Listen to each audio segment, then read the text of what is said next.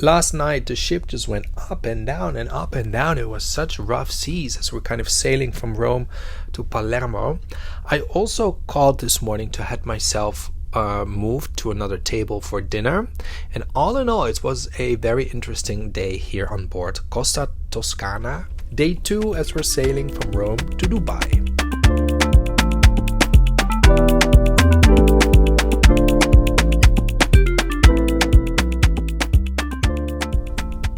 This episode is proudly sponsored by epiccruisedeals.com. Now, I woke up a few times last night. Firstly, because the ship just went up and down. And also, I guess because it was the first night, I was having some trouble with the temperature and the air conditioning. It was too cold. Then it became too hot. But it's fine. It's just how it is, right? And my routine and the routine that I'm just trying to get into was the idea that I woke up and I went to the breakfast restaurant on the 5th floor, and that is a so-called a la carte restaurant. And basically what that means is that there is a buffet on both sides of the restaurant. It's the same buffet. Then you can sit down and you can scan your QR code for a menu, and basically you can get a la carte all sorts of omelets and waffles and pancakes, and then they'll serve that at the table. And I had breakfast there, which was nice. And after that, I went all the way up to deck 17, I think. And I just put on some music, listen to a podcast, and say, okay, the next 30 minutes, I'm just gonna walk around the jogging track, get some steps in for the day, and just kind of walk off the calories that I just ate. And that went really well. And I think that that's gonna be part of my routine moving forward here on board.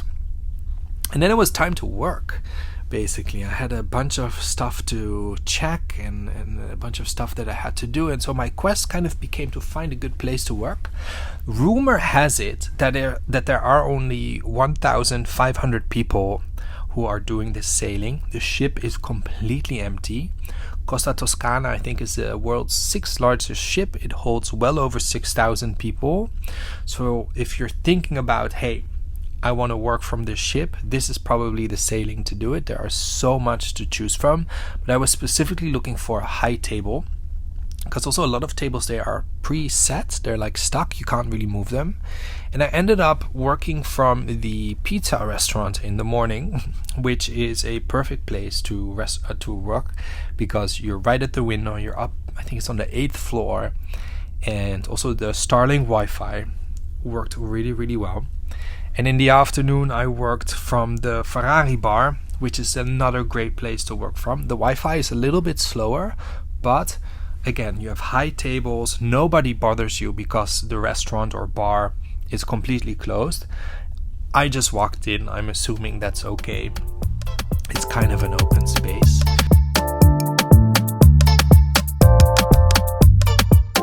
And yeah, we were in Palermo today. And Palermo, I've been here already, and I wasn't sure, do I go into town or not? But I decided to go in anyways, just to kind of stretch my legs. And so I get off the ship. I basically just walk straight into town. As mentioned, I've been here before on another cruise a few months ago. And so I've seen all the sights, and I think Palermo is an interesting place, but probably not as interesting to redo the same sites within just a couple of months. So I just kind of walked around, and at some point I said, okay, I'm gonna turn on Google Maps, type in specialty coffee, and find a great place to have a coffee, and then basically walk back to the ship. And that is exactly what I did. I ended up at a place called Grace Coffee Corner or something like that. And it was nice.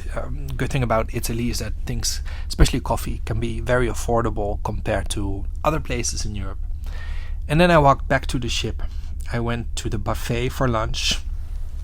And again, because the ship is so empty, you can basically sit anywhere, and that's so nice. I think you can get really addicted or used to it. So if I ever go back on Costa Toscana again, and again maybe like a Mediterranean thing, and the ship would be full, I'd probably have some sort of culture shock. You know what I mean? Because I go from an empty ship to then probably really full ship. But yeah, I then called the maitre d' at the restaurant to have myself moved, because if you listen to the last episode, my initial dining, I don't know what's the right word, dining mates, people who were sitting at my table, I wasn't really connecting with. It was not the greatest experience. So I asked to move, and they moved me to another table. Originally a table of 6, but only with myself included, 4 people showed, and it was the best time.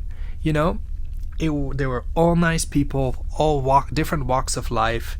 They were all from Germany, because again, for me, what I'm seeing is that either Germans or Italians are the number one, and then third come the Dutch. Like, I hear these languages everywhere.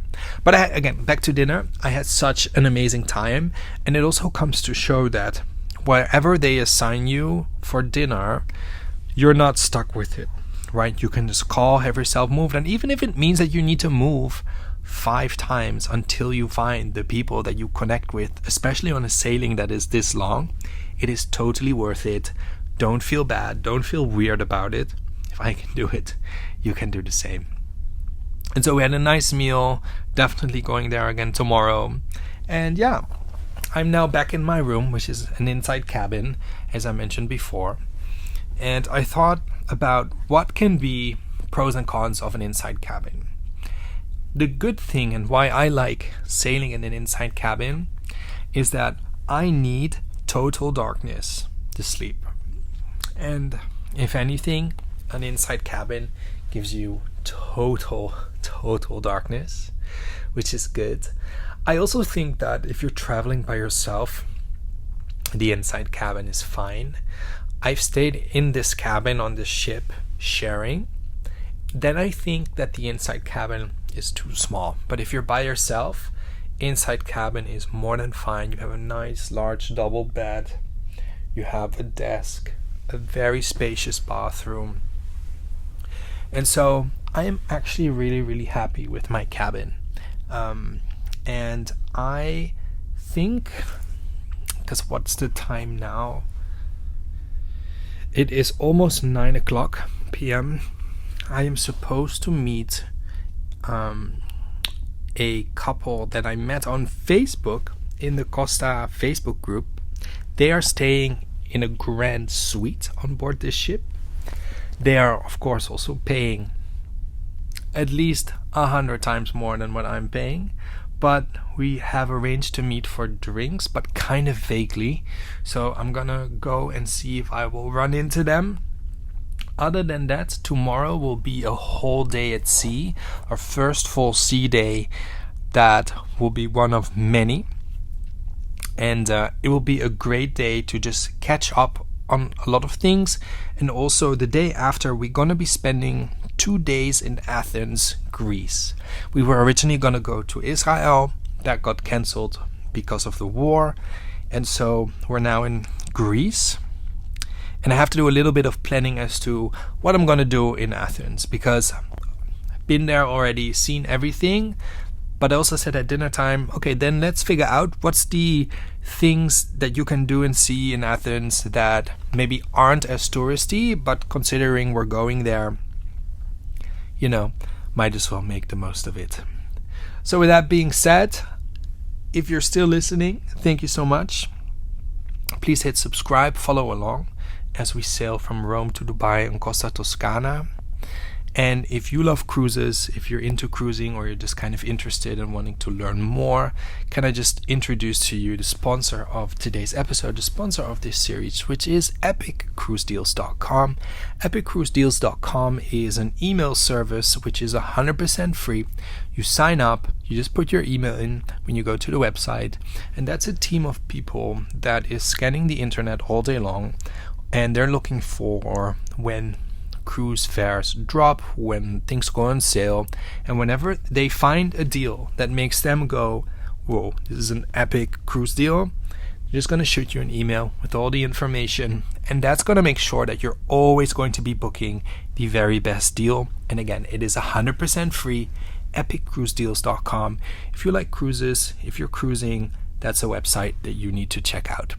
That being said, thank you so much, and I'm excited for day 3, our first day at sea.